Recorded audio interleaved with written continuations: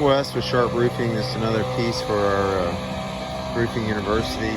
We've talked about this before, but I just want to point it out again. Often when a roofer comes to replace a roof system, this is what he runs into. This is called a Spike and Ferrule gutter system. This is the spike, that's the ferrule it goes through. It's pinned through the eave-drip metal, which when you do a re-roof, this metal has to be replaced. Obviously, you want to replace that metal anyway. You can see the condition it's in. And it's important because this is what seals down the perimeter of the roof system.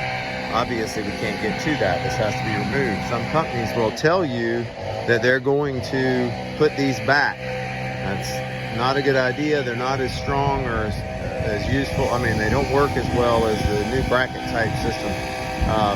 So you would not want to take this gutter and try to put it back with these spikes in it. Not the best idea. It'd be better to just get a new gutter system installed, and then you get the new eave-drip metal, and the next time you have a roof installed, the new bracket system, you're able to unscrew and put it right back on with just replacing the eave-drip underneath. Okay? Get a little nail pop there at the same time. All right, that's it. Thank you.